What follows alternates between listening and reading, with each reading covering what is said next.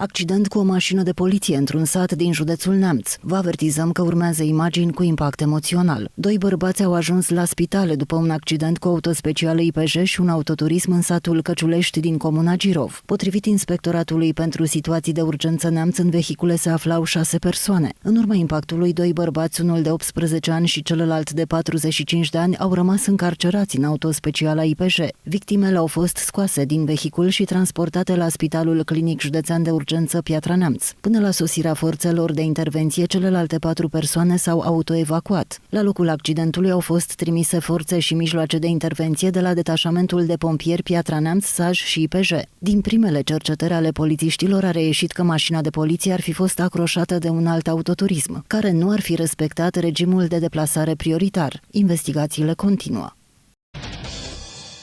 Decizii importante luate la Consiliul Național al Partidului Național Liberal. Formațiunea liberală elimină aproape jumătate din posturile de conducere și introduce 19 reprezentanți regionali în noua structură executivă care va fi votată la Congresul din iulie. Comisia de statut a PNL a propus restructurarea completă a conducerii partidului prin instituirea unui birou executiv redus la 27 de membri, cu aproximativ 50% mai puțin față de structura actuală. Ilie Bolojan a prezentat la ședința PNL schimbările radicale pe care le propune. Principala noutate, reintroducerea demisiei de onoare pentru președinții de organizații care obțin ultimele 10 locuri la alegeri. Toate regiunile sunt reprezentate și nu mai trebuie să intrăm în competiție și în tot felul de discuții.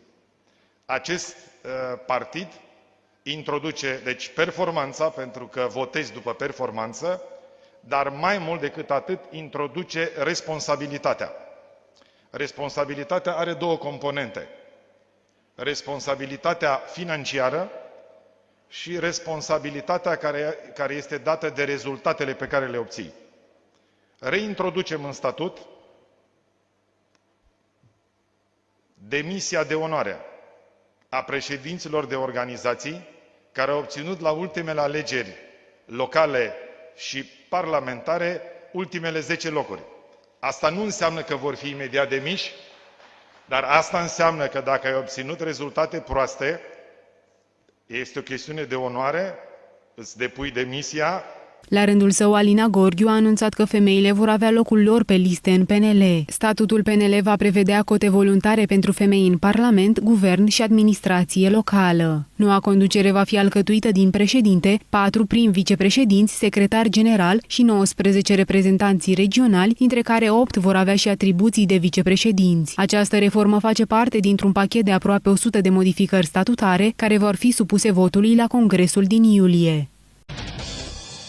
Pe TikTok au apărut conturi care folosesc nume și sigle asemănătoare cu cele ale Serviciului Român de Informații, pe care au fost publicate texte și imagini referitoare la dezinformare sau proiecte legislative. Avertismentul este transmis chiar de SRI pe pagina de Facebook a instituției, cu precizarea că nu are cont oficial pe TikTok. Pe platforma TikTok au fost identificate conturi care folosesc abuziv numele și sigle asemănătoare cu cele ale SRI, fără a avea vreo legătură cu instituția. Precizăm că niciunul dintre aceste conturi nu aparține SRI și nu reflectă poziția oficială a instituției, se arată în postarea Serviciului Român de Informații. În ultimele zile, pe aceste conturi au fost publicate imagini și texte referitoare la subiecte precum dezinformarea, proiecte legislative și fake news, toate prezentate într-un mod care poate crea confuzie. Vă recomandăm să verificați întotdeauna sursa informațiilor și să urmăriți doar canalele oficiale ale SRI, site-ul sri.ro și conturile de pe platformele Facebook și Instagram, se mai arată în postare.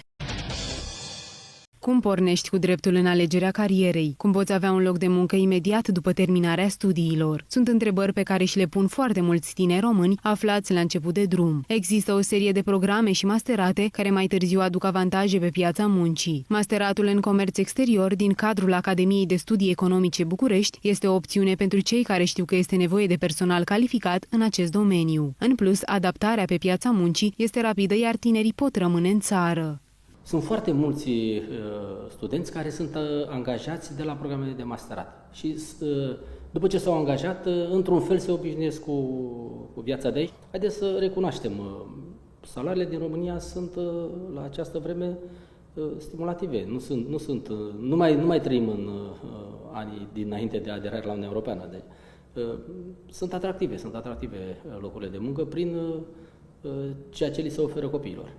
Adaptabilitatea pe piața muncii este un alt criteriu esențial când se alege un program de master. Studenții sunt viitorii lideri în comerț exterior și de aceea eu cred că ar trebui să meargă pe partea aceasta, fiindcă oportunitățile sunt nenumărate. Dacă stăm să ne gândim astăzi la toată perspectiva aceasta de globalizare, dar și de oportunitățile României și a companiilor românești de a se internaționaliza, cred că în acest sector tinerii vor avea oportunități de muncă și pentru următorii 50 de ani.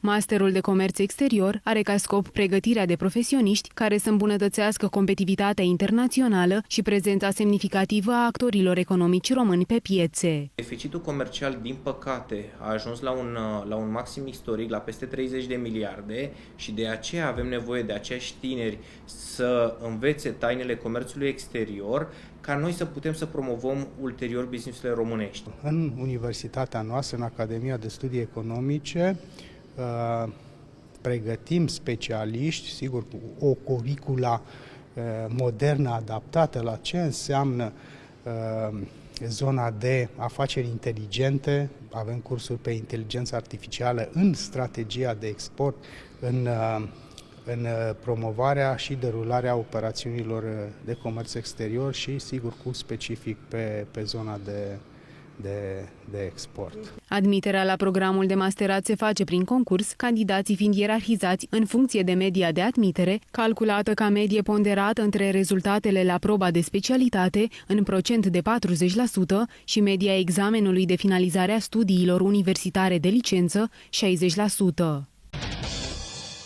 Incendiu violent în Munții Apuseni, stația meteorologică și cabana de pe vârful Vlădeasa au fost distruse de flăcări. Conform Inspectoratului pentru Situații de Urgență Cluj, nu au fost înregistrate victime. La fața locului au fost trimise mai multe autospeciale pentru stingerea flăcărilor din cadrul detașamentului Huedin și al detașamentului 2 Cluj-Napoca. Personalul din cadrul serviciului Salvamont Vlădeasa a acționat până la sosirea pompierilor pentru protejarea personalului cabanei și a stației meteo, precum și pentru evacuarea bunurilor din cabană. În momentul sosirii pompierilor, cabana și anexa acesteia erau cuprinse în totalitate de flăcări. Incendiul a fost lichidat. Extinderea focului a fost favorizată de vântul puternic, care se manifesta la cota 1800. Administrația Națională de Meteorologie a anunțat că pagubele materiale sunt, din păcate, foarte mari, având în vedere efectele asupra cabanei și anexei. Pompierii vor stabili acum cauza exactă a producerii incendiului.